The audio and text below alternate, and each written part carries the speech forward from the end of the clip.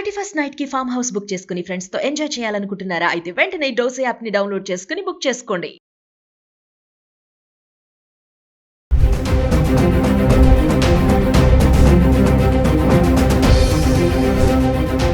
నమస్తే, welcome back to Suman TV. Present మనతో పాటు ఉన్నారు ఎనలిస్ట్ మందరి కృష్ణారెడ్డి గారు. నమస్తే సార్. నమస్తే అమ్మా. సార్, బంగారం ఫ్లక్చుయేషన్స్ గురించి మాట్లాడుకుంటున్నాము. మళ్ళీ 1,30,000 మార్క్ దాటేసింది, 1,36,000కి వెళ్ళిపోయింది. మరి వెండి చూసుకుంటే 2 లక్షలు దాటి అది ఎక్కడికో వెళ్ళిపోతూనే ఉంది. మరి నెక్స్ట్ సంక్రాంతి వస్తుంది సార్, మరి అప్పటికి ఏమన్నా తగ్గే ఛాన్సెస్ ఉన్నాయా? ఇంకా ఇలానే పరుగులు పెడుతుందా? అంటే బంగారాన్ని మనం ఖచ్చితంగా నిర్దిష్టంగా సంక్రాంతికి ఎట్లా ఉంటుంది, ఫిబ్రవరిలో ఎంత ఉంటుంది, మార్చి ఎంత ఉంటుంది అని చెప్పడం చాలా కష్టం. ఇప్పుడున్న ట్రెండ్ని బట్టి మాత్రం ఈ 15 రోజులు ఇంకా నెల రోజుల వరకు మాత్రం ఫ్లక్చుయేషన్స్ ఉంటాయి. కొంచెం తగ్గడం కానీ పెరగడం కానీ జరుగుతుంది తప్ప భయంకరంగా పెరిగిపోయి భయంకరంగా తగ్గే పరిస్థితులు మాత్రం ఉండవు. ఇక్కడ అలాంటి పరిస్థితులు సమాజంలో ఎక్కడ కనబడలేదు, ప్రపంచంలో కనపడాలి. ప్రపంచంలో ఏమిటి, స్టాక్ మార్కెట్స్ విపరీతంగా ఫ్లక్చుయేట్ అయ్యడం కానీ, డాలర్ రేటు విపరీతంగా తగ్గిపోవడం పెరగడం కానీ, లేకపోతే మీకు ఇలాగా గవర్నమెంట్స్ గోల్డ్స్ బాగా కొనడం కానీ, ట్యాక్సెస్ విపరీతంగా పెంచడం తగ్గడం కానీ, ప్రపంచ యుద్ధాలు బాగా రావడం కానీ, ఇలాంటి రకరకాల లక్షణాలు గోల్డ్ పెరగడానికి కానీ తగ్గడానికి కారణం అవుతాయి. ఈ కారణాలు పెద్దగా ఏమీ లేనప్పుడు ఏంటంటే ఇలాగే ఒక 2 రోజులు 3 రోజులు పెరుగుతుంది, 2-3 రోజులు తగ్గుతుంది, పెరుగుతుంది, తగ్గుతుంది, ఇక్కడిక్కడే తెచ్చడుతుంది కదా. మనకు అంతగానే ఏం లేదు. ఇంతకుముందు 1,36,000 దాకా వచ్చి మళ్ళీ వెనక్కి వెళ్ళిపోయింది. మళ్ళీ ఇప్పుడు కాస్త 1,36,000 దాకా వాడు వచ్చింది. మనం ఇది మళ్ళీ తగ్గదని చెప్పలేము, పెరగదని చెప్పలేము. ఇది కొనేవాళ్ళు ఈ టైంలో కొనుక్కోవడం కరెక్ట్ కాదు. ఎందుకు కరెక్ట్ కాదంటే ఇది తగ్గుతుందా తెలియట్లేదు, పెరుగుతుందో తెలియట్లేదు.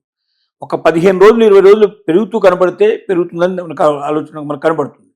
ఎంత పెరిగినా 100, 2,000, 2,000 అంతకన్నా ఎక్కువ పెరగదు కదా. మొత్తం అంతా కలుపుకుంటూ ఒక 5,000 రూపాయలు పెరిగే అవకాశాలు ఉంటే ఉండొచ్చు, లేదా తగ్గితే తగ్గొచ్చు. కాబట్టి డబ్బుండి కొనుక్కోవాలనుకున్న వాళ్ళు ఎప్పుడైనా బంగారం కొనుక్కోవడానికి అవకాశం. మనం ఎప్పుడు చెప్పే విషయం ఏంటంటే బంగారం, మీ దగ్గర డబ్బు ఉంది, బంగారం కొనండి. ఇవాళ పెరిగిందా తగ్గిందని ఆలోచించకండి.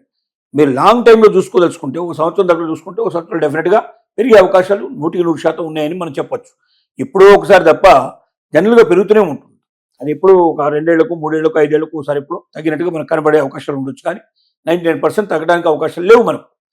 కానీ మీరు ఒకవేళ డబ్బు మనం పెట్టుకొని మనం కొద్ది రోజుల్లో మనకు బాగా ఎక్కువ వస్తుందా, మనకు ఎట్లా చూసుకుందామనో, లేదా నగలకో వాటికో మీరు కొనదలుచుకుంటే మాత్రం కొద్దిగా వెయిట్ చేయండి. ఇట్లా ఫ్లక్చుయేషన్స్ ఉన్నప్పుడు, పెరుగుతూ తగ్గుతున్నప్పుడు కొంటే బాగా తగ్గిన కనపడచ్చు, లాగా పెరిగిన కనపడచ్చు. పెరిగితే మీరు సంతోషపడతారు, తగ్గితే మీరు బాధపడతారు. కాబట్టి వీటిని చెక్ చేసుకొని ముందుకు వెళ్ళడం చాలా అవసరం. ఇక వెండి సంగతి చూసుకుంటే మనం మొదటి నుంచి చెప్తున్నాం, అందరికన్నా ముందే చెప్పాం, వెండి పరుగులు పెడుతుంది. ఎలాంటి పరుగు అంటే బంగారానికి దొరకకుండా ముందుకెళ్ళిపోతుంది.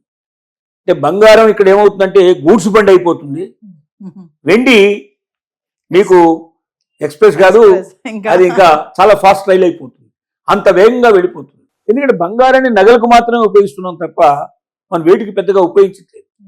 కానీ వెండిని అనేక రకాల పరిశ్రమలో ఉపయోగించే పరిస్థితి ఏర్పడింది.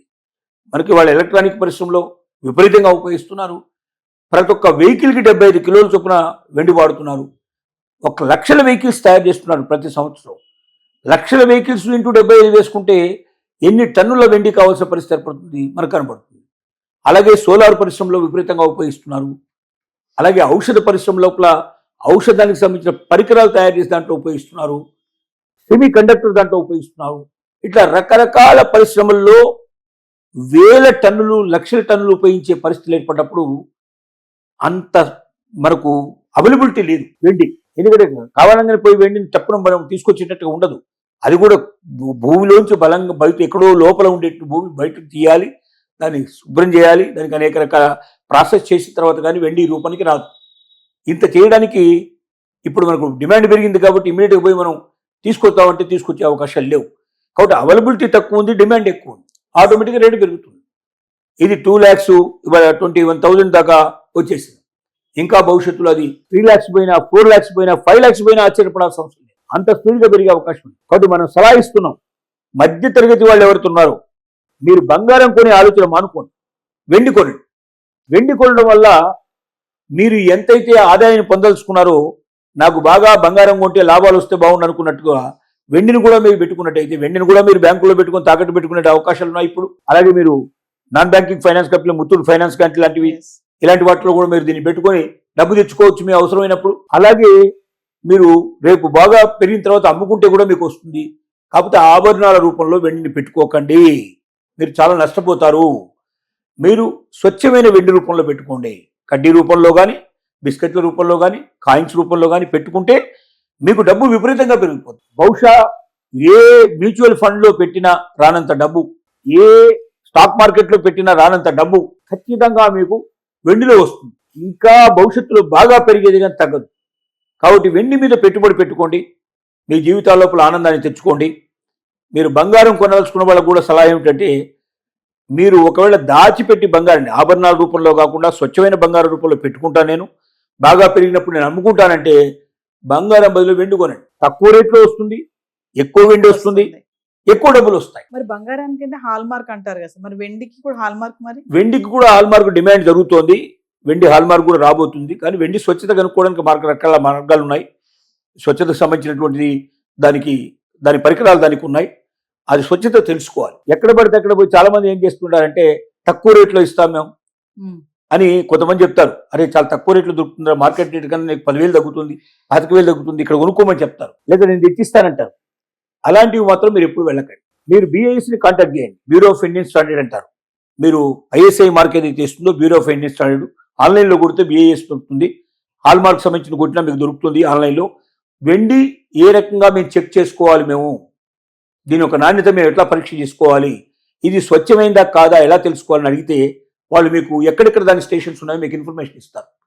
అక్కడికి వెళ్ళి మీకు దగ్గరలో ఉండేది ఏదో చూసుకొని మీరు వెళ్ళి దాని నాణ్యత పరీక్ష చేసుకొని అప్పుడు మీరు తీసుకుంటే మీరు ఎప్పటికీ నష్టపోరు.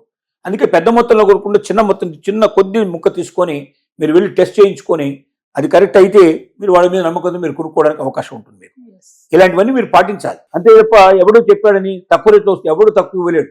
మార్కెట్ కన్నా 10,000, 15,000, 20,000 ఎట్లా తక్కువ వెళ్తాడు అంటే ఏదో మోసం ఉంది దాంట్లో, ఏదో దొంగది ఉంది వ్యవహారం, ఒరిజినల్ కాదని. కాబట్టి ఎప్పుడు కొన్నా కూడా ఒరిజినల్గా ఉండేటువంటి కొనం తప్ప మీరు డూప్లికేట్ కొనుక్కోవడానికి మాత్రం మీరు ప్రయత్నించకండి.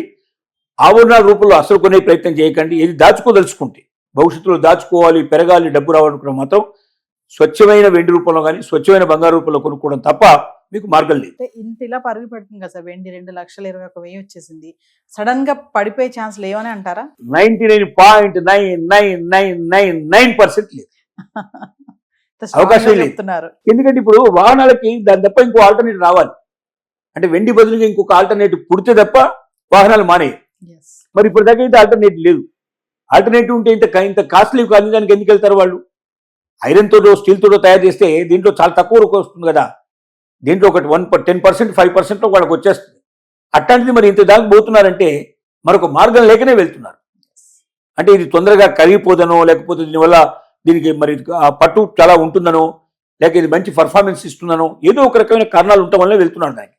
కాబట్టి దీనికి ఆల్టర్నేటివ్ దొరకాలి. ఆల్టర్నేటివ్ దొరికినప్పుడు వాళ్ళు ఒకవేళ మాకు అక్కర్లేదు ఇది మేము చేయమన్నప్పుడు తనలో కొద్ది వాళ్ళు కొనని పరిస్థితి ఏర్పడ్డప్పుడు తగ్గడానికి పాసిబిలిటీస్ ఉండొచ్చు. కానీ దగ్గరలో మాత్రం అలాంటి అవకాశాలు ఏం కనబడలేదు. Thank you.